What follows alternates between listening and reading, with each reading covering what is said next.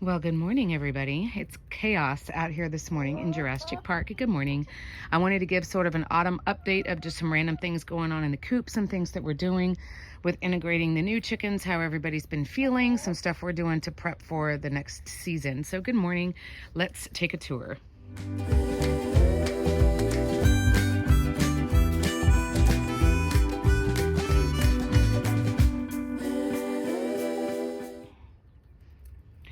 I just gave everybody some black oil sunflower seeds. We filled up the food and added the herbs and stuff that we're going to put in their food. You could see that video here.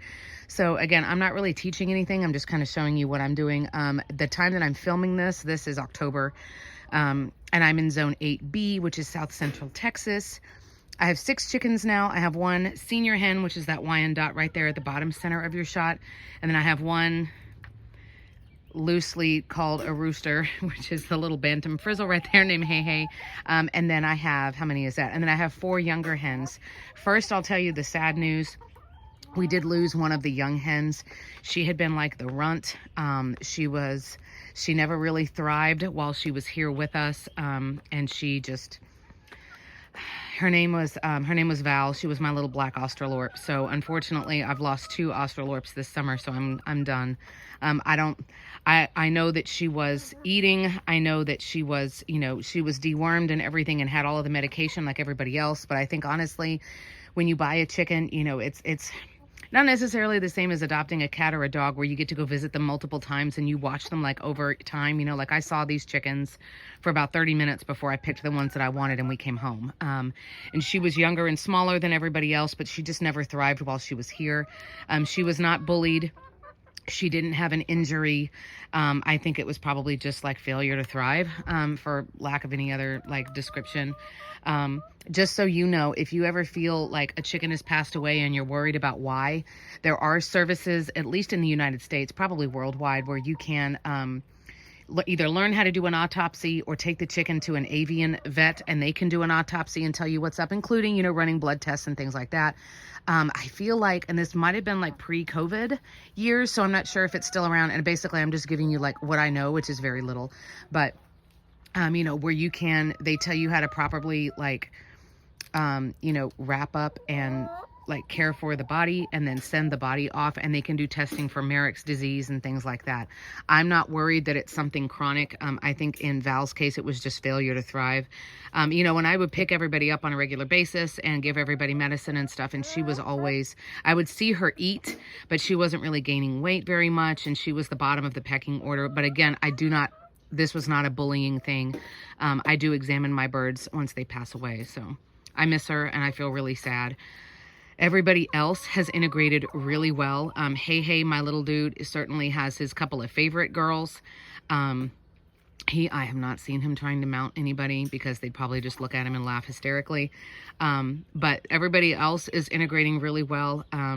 When you get new chickens, you do have to make sure that everybody knows how to go up and go to roost at night. And like these chickens were in a barn stall, so they were never going up and roosting on bars at night or anything like that. So Scarlet Overkill, who is another Wyandotte, there's Waffles and Fennec right there. Fennec is also already laying eggs, yay! And she has sea green eggs, so we're getting eggs every day. Those 2 girls in your shot right now are very, very smart. Waffles is just like a production red. These are a nice, cheap, easy beginner breed. Good layers, smart birds, basically, run of the mill. These are 2 Wyandottes. That's Poppy, and then that's Lacey, my senior hen. And then there's Hey Hey, and Scarlet Overkill is another type of Wyandotte. She's a partridge Wyandotte over there. Scarlet Overkill has decided she wants to sleep in the trees at night, so I literally have an alarm on my phone, and I have to come out here every night. But last night, she was not in a tree. She's not trying to roost up in the lilac. She was in the coop. So I'm hoping like she's finally figured out like, oh, instead of like, where'd everybody go? Like, oh, okay, this is what we do. So I'm also, if I pan over, these are not real eggs. These are fake. I did this a long time ago. When I integrate new hens, when their body starts going through like the miracle of life and puberty and, oh God, why does my body feel like I need to, oh wait, I'm going to poop out an egg. Okay, cool. You want to, and I only have 1 hen and Lacey is old. She's not laying very much anymore. So I needed to set up the example. So that's the example. I have not cleaned the coop yet today either. So everybody calm down. I wanted to do the video while it's quiet out here. So I have 2 nesting boxes in this coop. If you want to see what the coop is, I'll show you right here. I did pay for it. I love this coop, but it is old. You know, it's been out in the elements for almost 5 years. So I'm starting to kind of be like, oh crap, I'm going to have to buy, I may have to look into either like doing some serious like wood replacement on this one or getting another one. But we've got the dummy eggs to kind of show everybody, like, this is where you do your thing. It's very similar to thinking about, like, potty training a toddler. Like, and we poop in the potty, and this is the potty. And no, that's not the potty. That's the car seat, you know, or whatever. So showing them, like, when you lay your eggs, I want you to do it in here. Don't go do it out, like, wherever. Like, you do it here. And then the other catch, which you can see there's some poop in the nesting boxes. That's bad. That means this space is too big. It's too comfortable and somebody is sleeping in here at night. So I'm going to have to use the dividing bars and I'm going to have to cut the space in half again. You don't want it to be so uncomfortable that like they can't fit in there. But if it's huge and big and luxurious, then sometimes a lazy chicken will choose to just sleep in there. So I'm doing all of the cleaning and all of that stuff. I've got to water plants out here. The last thing is I pan around. I've been hanging all of those my mind just went blank. Bird deterrents, these things, which it's just supposed to move in the wind and shine and kind of like confuse birds as far as like, can I land there? Like, what's going on? I know it's hard for you to see. The problem is I've got a couple of spaces. This is the bad one. That tree is not in my yard, so it's not protecting me. So from that fence line right there, up this way, it's open. Now, my chickens have a lot of good places to cover. You know, I could put that pallet over there. They've got tables and chairs and plants to hide under in case somebody gets in here. So it's not that I'm necessarily worried about them getting taken. I mean, surely I can do more to help. But I'm also like continuing to have a wild bird problem. That's like all cayenne pepper right there. And there's more cayenne over there. I'm adding herbs into their feed. Oh, Poppy's going to go up and lay an egg. Yes. So I'm getting really annoyed with the wild birds that are coming in here. You can see my video here if you want more info on why. Basically, a lot of diseases or most diseases and pests and stuff that chickens would have don't transfer to mammals. So, I mean, while you don't need to be like kissing your chicken or letting your kids like, I don't know, lick their fingers or anything weird, there's not necessarily a worry about like, okay, if they've got mites, then I'm going to get them, because most of the pests and diseases that chickens would get would not spread to humans. However, they spread between bird species. And wild birds carry a lot of junk. And if your wild birds are getting in your coop and everything and into the chicken run, they're pooping everywhere. They could be shedding. And shedding just means like sloughing off like additional parasites and stuff like that. So I do want to do more. I'm going to pan around over here. I'm trying to not give you guys motion sickness.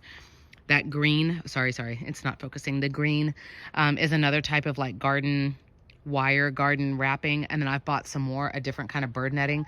I hate putting up bird netting. I love it. It's so important. It helps so much, but I hate putting it up because my chicken run is this goofy shape.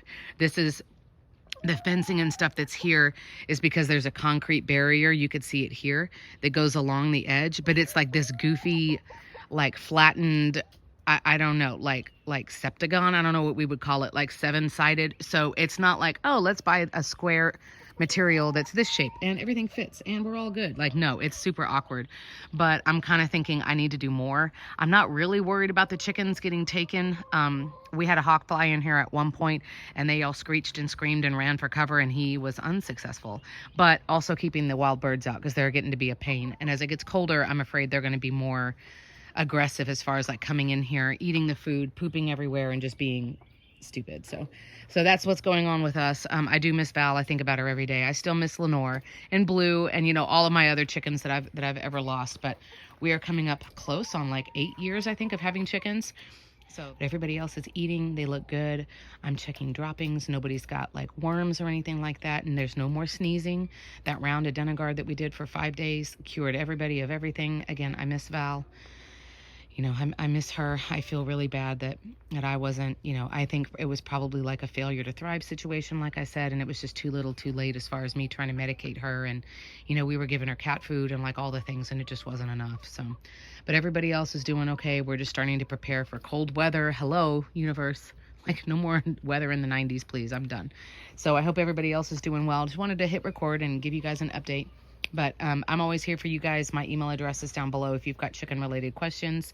And then it'll be fun as we get into winter. You know, we start like getting the plants ready for winter, giving the chickens some different treats because we're not worried about the heat. Speaking of which, there goes my air conditioning. So it's time to quit talking. But I'm here for you guys. I hope you're doing well. Let me know what's up in the comments. Bye.